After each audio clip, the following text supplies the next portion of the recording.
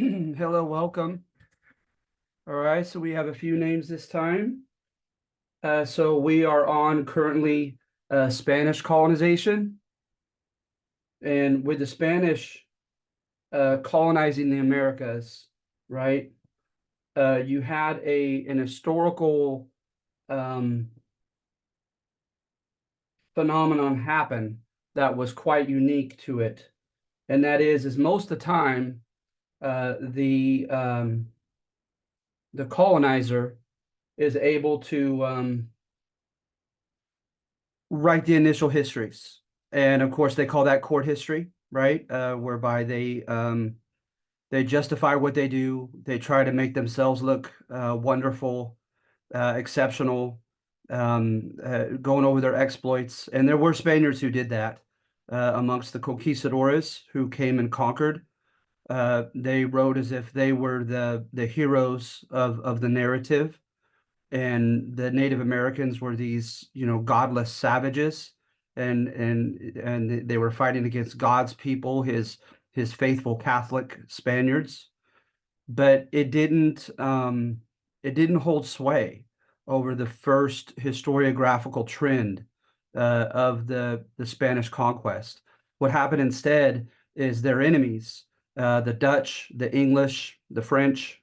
The French were a little different because they were Catholic as well, but the Dutch and the English were not, and they were Protestant, and they wrote history accounts that made the Spaniards look awful. And they received help from a gentleman named Bartolome de las Casas. All right. And so I'm going to share the screen. And Bartolome de las Casas, um, this gentleman, he came as a scribe uh, about 10 years after the first of four expeditions into the Americas by Spain. And when he came, he particularly saw a lot on Hispaniola, on the island of the Dominican Republic in Haiti today, and also on the island of Cuba. He saw slaughters, evidently, and wrote them down, what he saw. And so in some of these cases, he contended that he was a testigo de vista. He was an eyewitness. He saw it with his own eyes. But in other accounts, like the fall of Mexico, the fall of the Aztec Empire, he supposedly worked with eyewitnesses, asked them questions, received information, wrote down notes, and supposedly used primary sources, people right from then and there, who were right in the middle of all of it. So at any rate, he wrote, and in it, I remember as I double majored as well with Spanish, and we had a Spanish literature book, and he just went on and on in the beginning of his famous book, stating that the Native Americans were like meek sheep, ovejas mansas, that they were like meek sheep waiting to be slaughtered, and that the Spaniards came in like wolves, like tigers, seeking whom they could devour. And there was a problem with the whole setup with Spanish conquest, and that is they incentivized conquest, the Spanish crown. You see, before they came over here for multiple generations, they were fighting a reconquest war with the Moors. As you may know, the Moors came in 711 AD and took over about two-thirds of Spain and called it Al-Andalus. And that's where they get the term Andalusia from the bottom part of it. And so at any rate, they had an like a governor, a basha. And then at one time they broke free from the Sultan, and the gentleman in Cordoba, Spain himself claimed to be the Sultan of his own separate sultanate there in Spain. And it wasn't always fighting. There was like even Al Ramad III. He had like a renaissance, and he hired Spanish Catholics to do a myriad of things for and with him, and things there was quite tolerance. But then at other times, You had leaders like a Muhammad, and I can't remember what number he was, but there was a Muhammad, and there were a couple others who were quite ruthless towards the Spanish Christians that they ruled over. And so, one section at a time, one century at a time, would rise up, and what they contended was a holy war. And then at one point, you had a pope who got involved and gave his blessings to the Spanish Catholics and told them to fight and to oust, right, to kick out the Muslim Moors, and that they could have remittance for their sins if they fought in the service of the Pope, of the Church, and of the faith. So at any rate, and then of course you had some who you had occasions, it was messy. You had occasions in which there were Spanish Catholics who teamed up with a Muslim ruler against other Spanish Catholics. And so it wasn't a neat narrative of this reconquest for 700 years. That's a long time. So there were ebbs and flows. There were different people at different centuries and so forth in different regions of Spain who broke free. And it seemed to be the movement started in the north and moved downward in Spain. And so they were just finishing off what was left of the Sultanate power in Granada and Cordoba, southern Spain, when they began to come to the Americas. So what happened is supposedly is many of the would-be later conquistadores, their fathers had fought against the Moors, and they received material wealth. They received encomiendas, whereby they could force the people that they defeated to work for them in an exploitative relationship, and tie them to their land. They received a minor noble status. And so oftentimes the noble status that was achieved was Hidalgo. Hidalgo was kind of like a nouveau riche. It was someone that was once just a regular, plebeian, a regular person without any noble titles, and he or she earned it, uh, often, like I'm mentioning, through military service. So they got to see their fathers rewarded as hidalgos. And then when the Americas were quote discovered, and Granada was taken, they moved that's the argument. They moved that reconquest war, that holy war ethos, they brought with them to the West, to the Americas. And just one symbolic thing that shows that there were some remnants of it. Um, Santiago, Saint James, James the Apostle was said to have been buried in Compostela, Spain, and people did pilgrimages to go see his body at the underneath the church. And when they would go there, it somehow morphed into the idea that he was becoming their symbol of holy war against the Moors. So at any rate, when they would go to fight, they would say Santiago con nosotros, right? Santiago or Saint James with us, as they would go into fight, especially the cavalry. And so they would say that back in Spain, and they said the same thing when they fought the Aztec and other empires here in the Americas. They would say Saint James with us. And so they carried that, some of that ethos with them coming here. And then, not to mention, their dad got a taste of the better life. They saw that he had done so by fighting.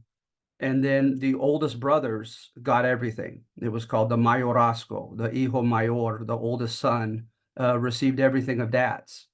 And so a lot of these conquistadores were younger sons of hidalgos back in Spain, including the famous one, Hernan Cortez in Mexico.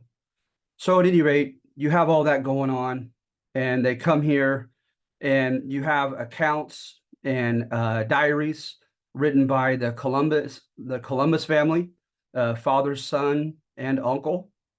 You have an account written by Oviedo, an account written by Hernan Cortez, uh, that, like I said, are largely going to justify what they did.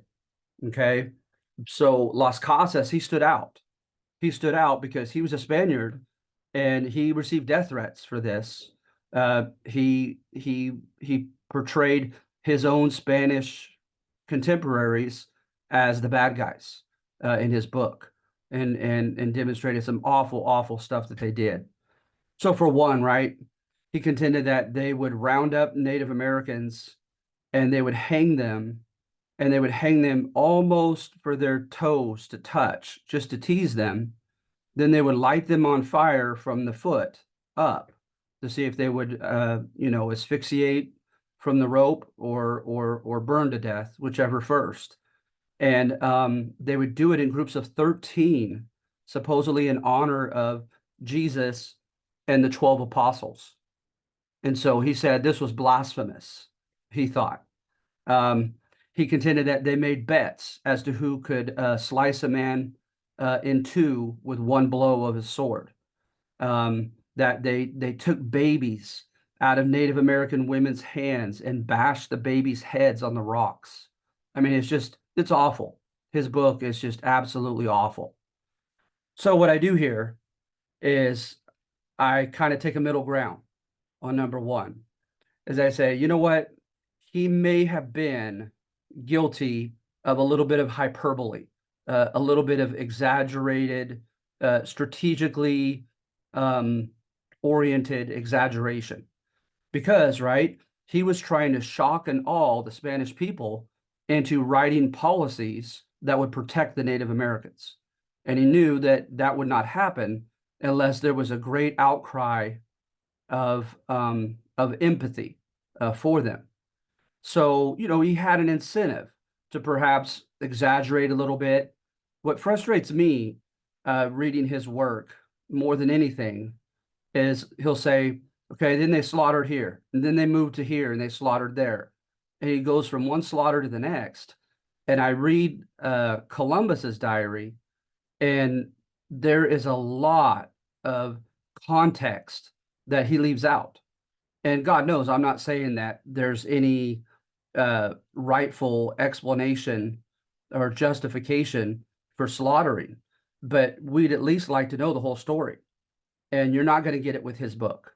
It just goes from one slaughter to the next. He doesn't give context, who was fighting whom, why they turned on a certain tribe, etc. You're not going to get that context in his book. So at any rate, what I contend is that, okay, he can't be taken fully at face value reading his book, as many people say. He likely did exaggerate. He certainly took things out of context, etc.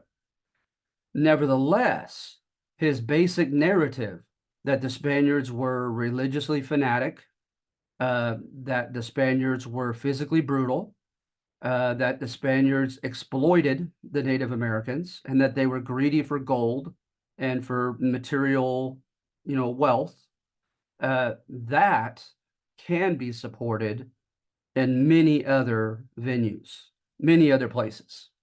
So that's my thesis with number one. Okay. As I'm saying, while you can't take Las Casas at face value, you can, his general message does seem to be supported in multiple areas by other primary sources. Okay. So I gave examples. Okay. So I gave examples of cruelty and greed in the Caribbean with Columbus's men. They were always looking for gold, always looking for gold. See here. So yeah, see right here. Columbus makes no pretenses in hiding the fact that his first, most urgent concern was finding the source of gold, nose rings, and bracelets he had seen on Native Americans.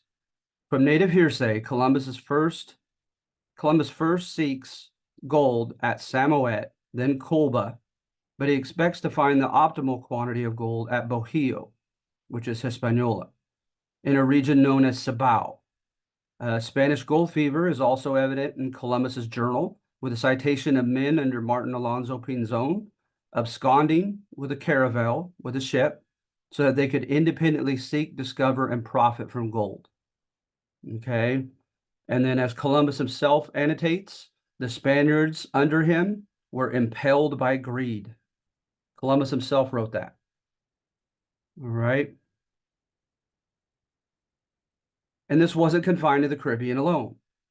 So they were sent to stay next door to the chambers of the treasure of Moctezuma II. And they pilfered.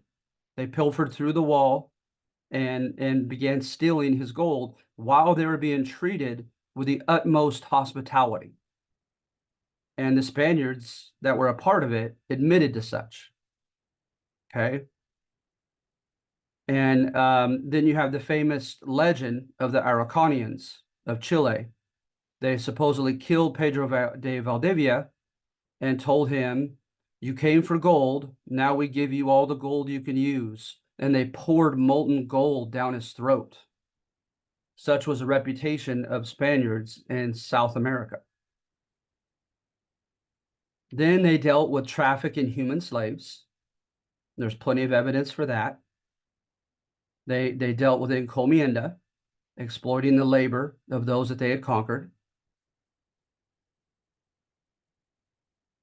Right. Then, according to Michel de Cuneo, who was there as they called him an old drunk, but that doesn't invalidate what he observed. And he, supposedly had people fighting to the death, Native Americans, for his entertainment on occasion. And yeah, so at any rate, let's see here. They introduced public corporal punishment to frighten others into compliance. And that was another thing that they did in Mexico, is they were so consumed with the fear of being so highly outnumbered by the Native Americans that they felt they had to send messages. And it almost reminds you of like the mafia, that you got to do something ruthless for all the natives to see to make them afraid of you, to deter them from attacking you. And that's, as you could guess, a lot of people would say that that is very flimsy logic ethically, when you deal with ethics of right and wrong. All right. And so at any rate, you have more in here I'd like you to read. Okay. And then in New Mexico, it was constantly a fight over power. And look at this poor guy. This is sad right here.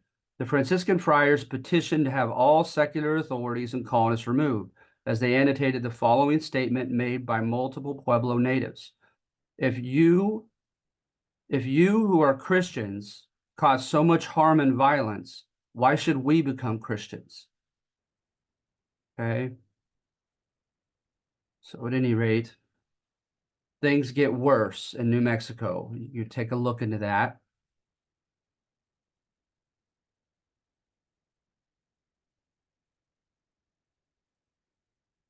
So at any rate, that's number one. Okay. And please look into all the details of it, okay, on your own if you get a chance. Number two, I had a smirk on my face. This comes from this book. All I'm doing is simply summarizing what this book contains. But it's like, I don't know about this. As it contends, right, that Columbus was in such an economically precarious position back in Italy. He was so poor and so desperate that he almost had to do what he did to help. rescue his family from poverty. Now, do what he did. What did he do? Is at this time, the merchants would sit at their tables and they would ask one by one, why do I want to lend my money to you? How are you going to help it to increase? And the simple answer that Columbus supposedly learned from the age of pragmatism, right? Of just being practical rather than idealistic and wanting to make the world better. Just being practical is his response was, I'll do whatever you want. And that's exactly what he did. So at times they had him go and purchase slaves at slave depots on the coast of West Africa. At times they had him militarily take over islands and fight and go to war and kill. He traded in Native American slaves as well. So he does all that, but supposedly it was his virtually only way out, his family's way out of poverty. Okay. So do you buy that? I don't know. I don't know if I do. So look what I said here at the end. Did I let him off the hook too easily? Or really, did this author let him off the hook too easily? All right, so it's that simple of a thesis for number 2. Then number 3 is I contend that by today's standards, the Spaniards were very ethnocentric, right? And remember, ethnocentric is you arrogantly place your own worldview, your own culture, your own way of looking at everything as the center of the universe. And it is the only, measuring stick to be used. And you judge everyone else according to your own measuring stick instead of taking them on as a separate entity of separate truth, etc. So evidence of somewhat religious fanaticism amongst the Spanish. Okay, yeah. Let me give you an example. The uncle's brother in New Mexico, the Spaniards, he got in an altercation with the Native Americans that were on top of basically like a archaeological tabletop on top of this big like mountain, and the top of it is flat as can be, and they lived on top of it, had their village there, and it was difficult to ascend to get up there. But they would regularly go up there because the natives there had a lot to trade, and they had a lot that they desired from the Spaniards. So they're a great trading partner. Well, something happened, and there was a verbal altercation, a misunderstanding, and the brother of the Spanish governor was murdered by one or more of the natives on top of that tabletop there at a place called Acoma. So the word gets back, and of course the governor wants blood. And so they formed a retaliatory expedition to come back and pay them back. And the clergy there, the Franciscans, they said, okay, all right, fine, but you are to merely mortally wound all the men, and we will send a team of priests to the top, and the priest will bless them in their last moments to try to give them a chance of salvation for their souls. So they were warned, don't kill them outright, but just mortally wound them, and the priests will come by and give their blessings.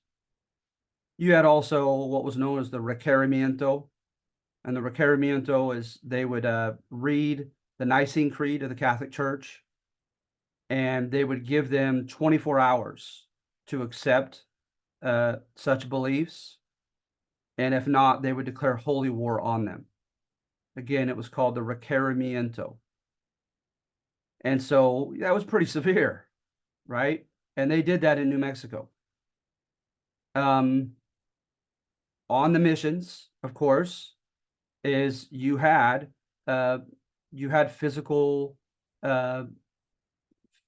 physical punishment, because they're contending that they're trying to beat the devil out of these Native Americans, and that if they persist in their old sinful ways, it's better to be beaten in the body to the point where it breaks your will and you start living like a good Christian, than to have your body left alone and you continue in your old pagan ways and you go to hell.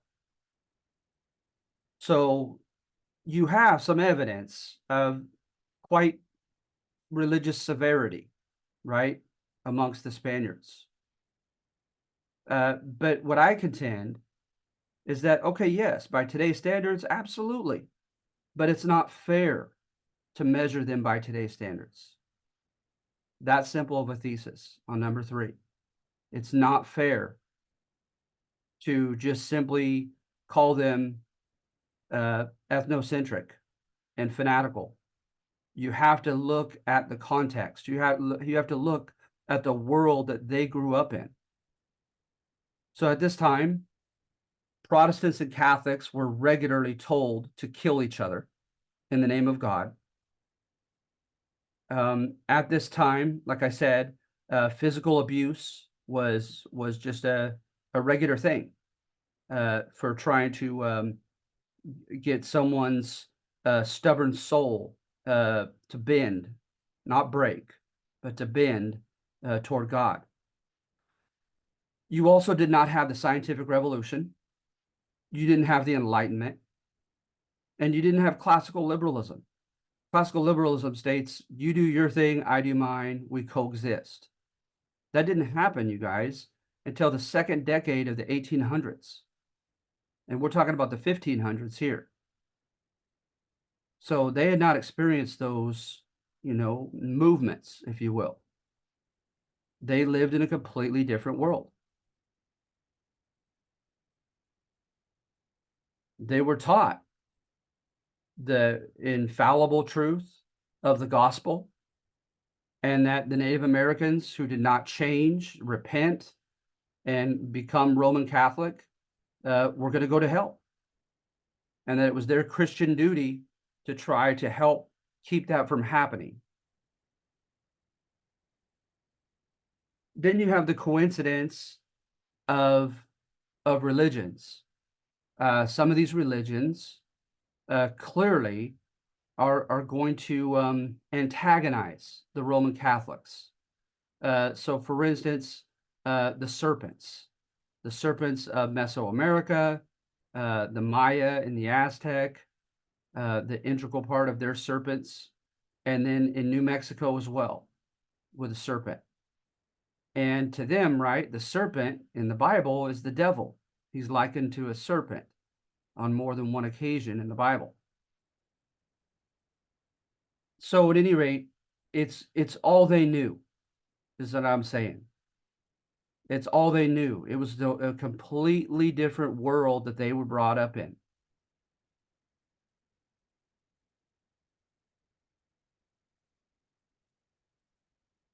Right? Spanish chronicler Bernardo Diaz del Castillo, while admitting to Cortez's propensity for ruthlessness and treachery, attests to the sincerity of Cortez's seemingly well-intended suggestion to Moctezuma that he stop worshiping evil demons and replace Huichpoltli, serpent-laden altar, with a cross and a portrait of the Virgin Mary. All right. Likewise, historian David Weber contends that it was not an anomalous or out of the ordinary occurrence when Spaniards hosted by California Native Americans shot a loud crow that the natives depended upon ritualistically for divine guidance. And when he shot it and he was scolded, he said that was the devil.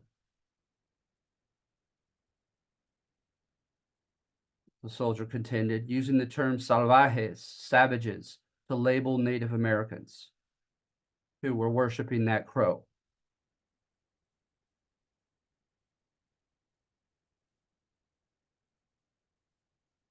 So they're coming from the medieval time period. They're coming from the Reconquest. What's happening at that time was the Protestant Reformation and fighting to force the Protestants to come back to the Roman Catholic Church.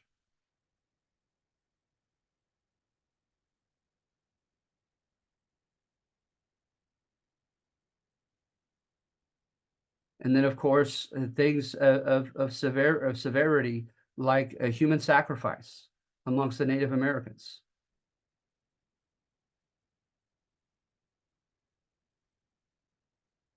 Sahagún wrote about their sacrifices. They sacrificed their own children to the rain god. He imputed blame for such a deed on Satan, our ancient enemy, who blinded them into committing such an infernal deed. So there's that component too, is that it's not just a simple dichotomy of the good Catholics and the diabolical pagan Native Americans. As then there grew a sense of empathy for the Native Americans, that these poor guys are going to hell and we got to save them. So then that opened the door for paternalism, right? As seen in the missions. Paternalism, like Spain is your dad. Spain's going to tell you the proper way of civilization and of living and so forth. But again, that's what they knew. That's what they knew back then.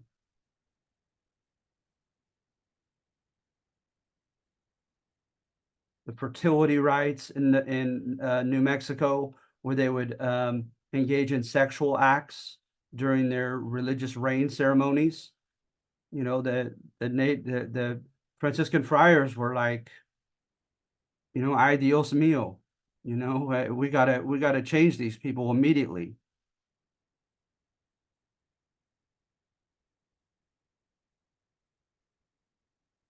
So anyway, look for further details if you would.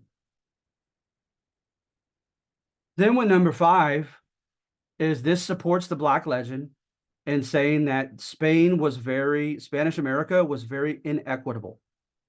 Remember, inequitable implies all 3 categories, that they were unfair and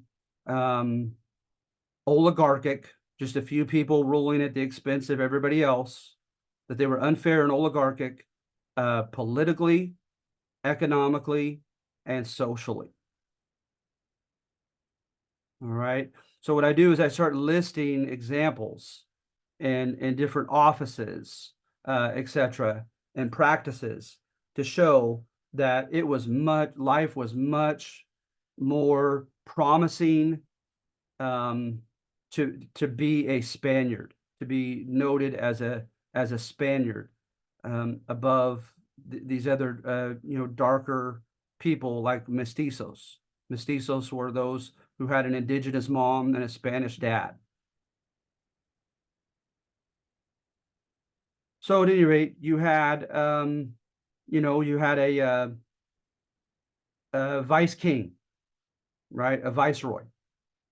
He or she had the power of life and death over people regarding the punishment for their crimes after they've been convicted of a crime. They were in charge of squashing rebellion, and they were in charge of the police forces, right? These viceroys. So they came in the name of the king, and they didn't systematically nor by practice show a lot of concern for the common regular people living in their domains. Then you had then they handpicked the governors, and then you had the hated corregidores here in red. Like corregir means to correct, right? In Spanish, the corregidores, they would come to the city councils, the cabildos, as they were called. They would come to these city councils and they could veto anything they wanted. They demanded the royal 1/5, royal quinto, of all earnings. They made demands of the repartimiento. The repartimiento was the government's version of the encomienda. The repartimiento, the government forced, and it was almost always Native Americans, forced natives to do public works so many days a year. And the corregidores came to do that, to collect. So they were a hated group of people. All right. And then you had the consulado, and the consulado decided on monopolies. And so the big money makers, slavery, sugar, cocoa, tobacco, these big money makers, they would allocate to well-connected Spaniards, oftentimes back in Spain, with connections back in Spain. So if you're a regular person, you don't stand a chance. And as the term implies, they are to be the monopolistic only provider of those goods, those who have the correct papers to show for it. So with smaller commodities at local mercados, little markets, they allowed the crumbs to fall off the table and let the dogs eat the crumbs from underneath the table. And the dogs were mainly, they're predominantly like mestizo, Native American and Spanish mix, who had no connections to royal nobility. Their Spanish dads were not noble. And they were limited in what they could do for a living, what they could trade in, what land they could buy, etc.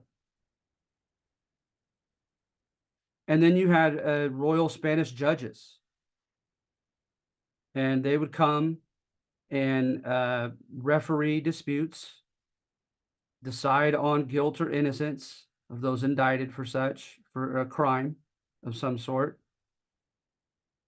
And by the way, the laws here of the Americas were written by a group of about 5 Spanish men back in Madrid.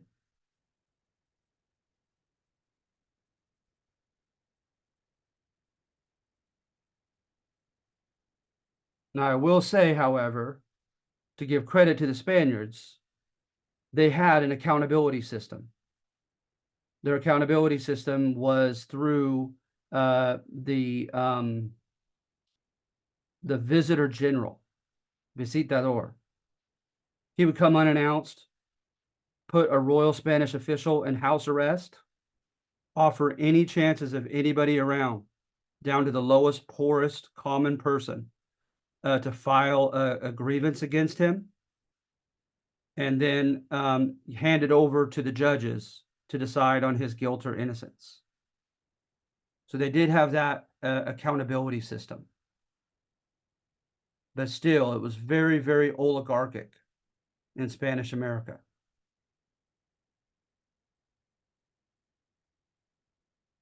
All right. And this here is the chart of people marrying. So it says like a Spaniard in India has a mestizo, and then a mestizo with a Spaniard comes back up to a castizo. And then if that castizo marries another Spaniard, then that child is again a Spaniard. So you could marry up.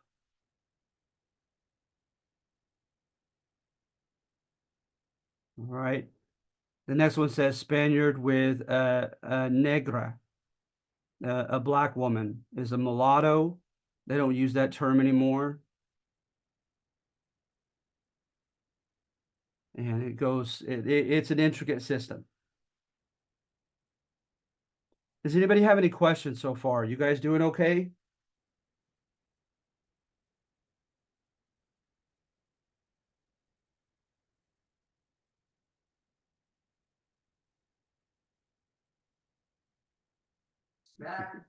Everything sounds good. Okay, good. Good. All right. So Then moving on to number 5, Spanish missions were a proverbial mixed bag. That's it right there. Like I oftentimes give my thesis away in the title. So what I did is do the main interpretations, the main interpretive movements in history writing about missions. And I said there's a little bit of truth to every single one of them. There was a little bit of all the above. So with number 1, the Spanish court histories, or hagiographies, as they're called, when you try to make a saint out of somebody that you're writing about. The Spanish hagiographies didn't get everything wrong.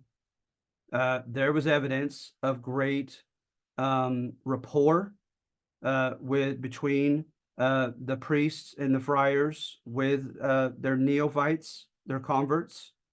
There was evidence of great sacrifice and protection because especially the soldiers were there in the presidios nearby to protect the unarmed clergymen, right?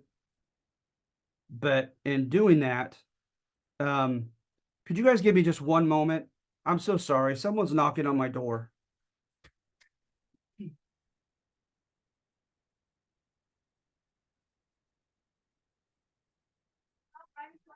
No, wait, I'm not done, son.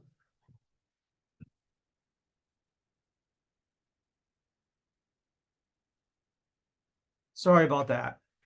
I assumed it could not have been my wife and son because they have a key to the door. And someone was banging and banging. And little did I know that my ornery 10-year-old son was trying to antagonize my French bulldog. And so anyway, let's see here. So you have some truth to that. You have Junipero Serra walking all the way to Mexico City to report on Pedro Fages and the military men in California and their raping of Native women and stealing from and extorting Native men. And he had them momentarily removed. And they said, they tried to threaten him and say, well, good luck finding us when the natives try to engage in an uprising and murder you. And Junipero Serra supposedly really meant what he said. He said, if I'm martyred, I'll be honored to die that way. And I don't want you guys mistreating the natives anymore. So at any rate, they were moving the San Diego mission, and there's not evidence of any grievances on behalf of the natives, nothing. And the natives attacked at night, and a compatriot of Junipero Serra, Luis Jaime, ran outside and said, my children, because they were very paternalistic, like these were their spiritual children. He said, my children, you must not do this. And they bludgeoned him to death. They murdered him. And he was the first, quote, martyr here in California. And so you have instances. You have instance of Todos Los Santos in Baja California, whereby Native Americans were banging up themselves with weapons and bruising themselves and causing bloody scrapes and bruises so that they could report to the authorities that the friars were beating them. And it worked at first. The friars were arrested, but on further investigation, they found that they didn't do such a thing at all, that the natives were making it up and they were harming themselves to get them in trouble and to get them removed. And so it's not just a simple dichotomy of, like along the Las Casas lines of these meek sheep Native Americans and these rapacious, tiger-like Spaniards coming in. So you have some evidence of that.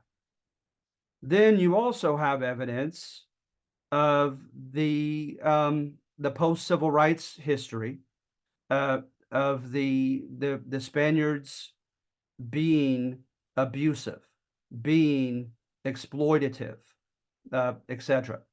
So, for instance, there was a priest named Van Kotzebue, and he came up and down the 21 missions, to observe.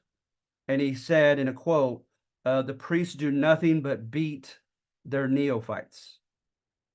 Okay, and that's a guy that went to every one of them.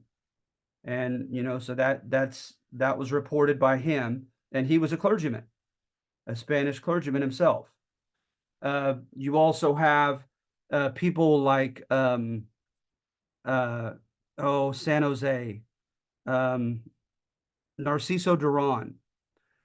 Supposedly, Narciso Duran ran the San Jose mission like a well-oiled sweatshop, greatly exploiting the labor of the Native Americans there, teaching them different trades, bringing in new steam-powered machinery, etc. But the natives didn't enjoy any of the lucrative profits that were being made by the mission. He kept that from them. So you have evidence of that as well. Then you also have unintended harm. The Spaniards messed with the ecosystem. They brought, for instance, pigs. They just complained and complained of pigs. The natives did. That the pigs took out a lot of the flora, a lot of the plant life that they were cultivating and picking. And also I can't remember what the small animals were, but I mean, obviously the pigs are herbivores. They're not eating animals, but they were doing harm to a group of little animals as well. And so the Spaniards came and they messed up the ecosystem. Um, the cattle, the pigs, um, began cultivating, and in some cases that was great to cultivate the soil and to engage in cash crop farming, but not always. They were exhausting all the nutrients out of the soil, etc., that would come to bite them in the rear in the future. And so then you also had, of course, disease. Um, I think of like the Caddo, CADDO in Texas. They were seen to have been like very meek, very humble, open to and even desirous of the Spanish putting them on missions, and they died in droves from disease. And the Spaniards were bragging about how their help was wanted, and then they inadvertently, accidentally kill a lot of them with their microbes coming from Europe. So you have unintended damage for sure. You have deliberate damage for sure, and then you also have evidence of the whatchamacallit, the agency of the Native American neophytes. They were not just simple um, victims and passive agents that had things happen to them time and time again. They were making things happen themselves. So, for instance, um, they oftentimes their labor was greatly desired both by the friars on the missions, as well as the hacendados the um, just outside the missions on their haciendas, on their plantations. And then even the Roman soldiers wanted help and had people carry stuff and this or that. And so they had three different parties to negotiate with and basically saying, who's going to pay me better? Who's going to give me better um, benefits from my work? And so you have evidence of Native Americans doing that, of playing one Spaniard off against another for their labor. You also had the fact that they converted on their own terms, oftentimes. And the clergyman said they knew there was nothing they could do about it. They could try to scare them, they could try to beat them, but that didn't work. Is they would be baptized, they'd go through catechism with just a basic knowledge of the Spanish language. And then shortly thereafter, they would still keep their fetishes, their little religious symbols and things that they believed had spiritual power in them. They still, when droughts happened, they engaged in rain dances and other things that were forbidden by the Roman Catholic authorities. And so they they kept some of their old customs long after becoming ostensibly baptized into the Catholic Church. And so like I said, they supposedly knew that they could do it on their own terms, and that the Spanish clergymen couldn't force them to do any different. Also, they were supposed to not leave. They're supposed to not leave the missions. Not a single mission of the 21 of California, not a single one stuck by that. They began allowing them to leave for periods of time to go back and see their families, etc. And that was not desired by the Spaniards, because remember, the assumption is that even the almost especially the Catholic friars, the monks, knew that Christianity is the hard way. Christianity's tough. It's you're going against a lot of your natural inclinations, and it's easier just to give up. And how much easier is it when you've been living the old way your whole life, and then you go back to see your family and they're all living the old way? And so they knew that they could be losing them for good by allowing them to leave the mission and go back to their pagan roots and go back to their pagan loved ones and villages, etc. But they begrudgingly did anyway and allowed them to do so. And so you also have evidence of Native American agency, that they were not just victims. All right. So what I say basically is there's a little bit of truth to all of that, all those interpretations. And I try to give at least a couple examples for each of them.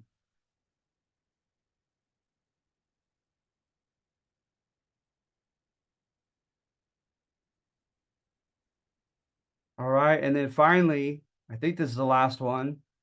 2 ironies of Spanish colonization. Okay, very simple. All right. Is one, is like it says right here, they contended that they were bringing, quote, civilization to the continents. Components of this civilizing force entailed urbanization, sophisticated manipulation of the landscape, a proper legal system with commensurate stratification, Christianity, a modern written system, technology, global commerce, etc. The thing is, historical and archaeological research on the Spaniards themselves, known elsewhere in the ancient world by their Greek name of Iberians, in the Roman classical era as Hispani, and under medieval Moor leadership as Mozarabs, and in the early modern era as Castilians or Españoles, demonstrates scant evidence of the Spaniards devising these civilized attributes themselves. Right? So that's the first irony, is the Spaniards claim to be, justifying their conquest by saying they're civilized and the natives aren't. Well, when you look at you pick apart what exactly in their estimation made them civilized, they didn't come up with any of it on their own. And that's what I try to do. I go far back and show in the Bronze Age, they got from the Minoans, the Celtic people were farmers and came to Spain. The Greeks brought commerce there and likely education. The Phoenicians came, they brought mining, they put up stelae, which are those megalith stones with hieroglyphic writing on them, and also ironworking, large-scale silver mining, wheel-made pottery, extravagant clothing, sophisticated weapons, and jewelry were introduced to Spain via or by way of the Phoenicians and Carthaginians.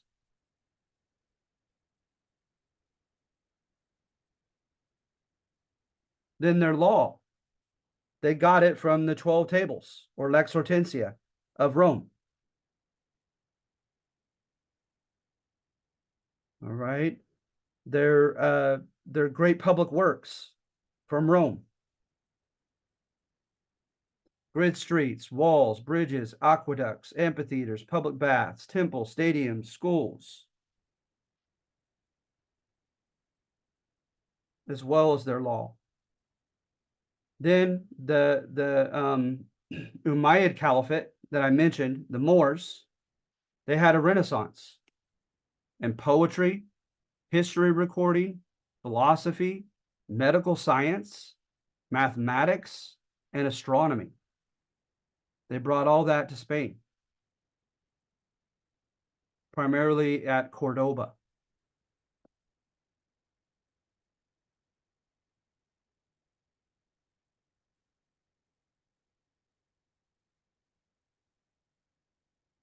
So then it leads to the second irony,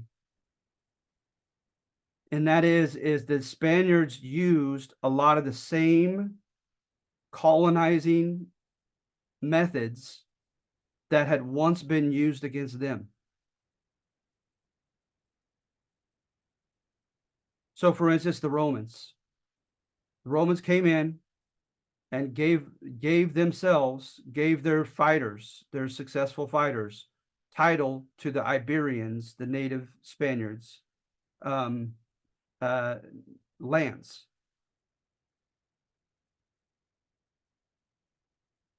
They engaged in public works, including mining for gold, and they forced the conquered Spaniards to do the grunt work for them. They established a school system, but it was two-tiered. The Roman kids went to the more prestigious, and the Spaniards not so. All right.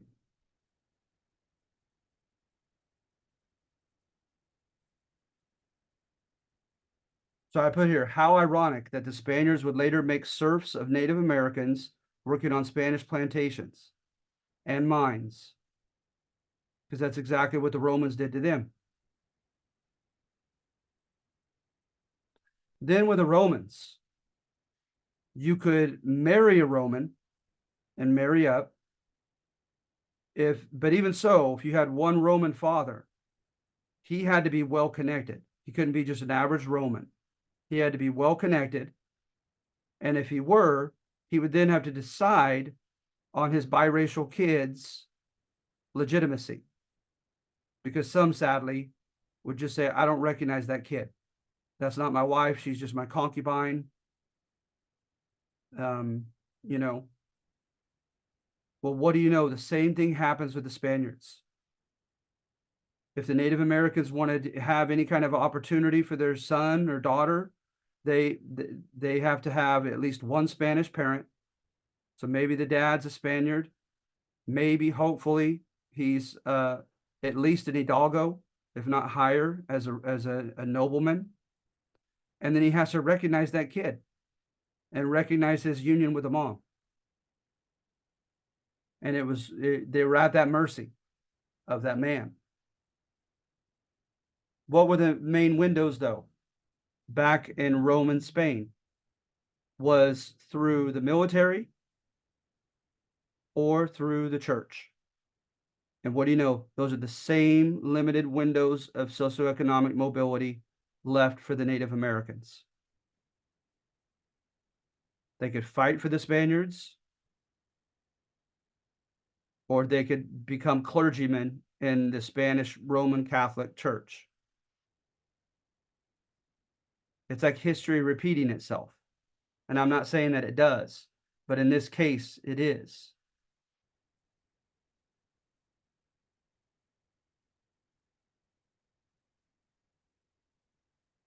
Spain mimicked the imperialistic practices that had been imposed upon her. And nearly all that Spain claimed to have constructed, which made her more civilized, in quotes, than the Native Americans, have been imported from abroad. And I hope you caught that. I read it rather quickly, but I hope you caught some of the things that they thought constituted civilization. Okay.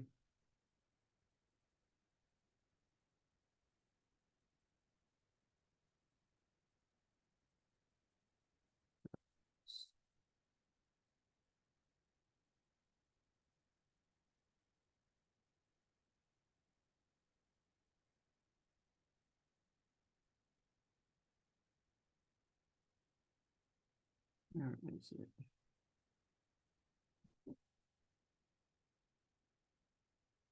I may have covered it the first week on Native Americans, but remember, it's like it's manipulation of the environment. It is a complex society. It is a movement in the institutions like education, technology, the arts and sciences,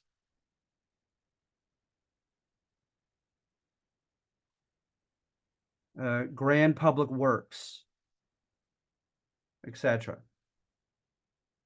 All right, so does anybody have any questions? I want to make sure I have everyone's name.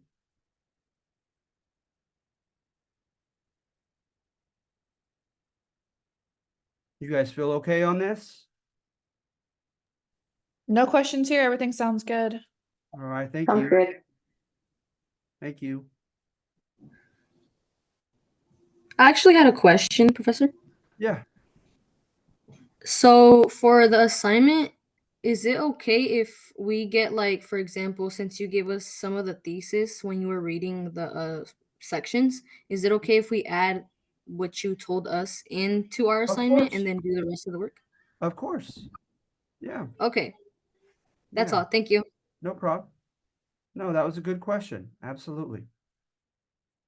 All right. Well, I am very happy to give you guys your extra credit points on top of your scores for this assignment. So please continue to come. I appreciate that greatly. Your attendance, and like I said, I will reward it. All right. But if that's it, I'm finally done. We'll see you next Tuesday. All right, sounds great. All right, thank you. Bye. Thank you. Bye-bye. Thank you. Thank you.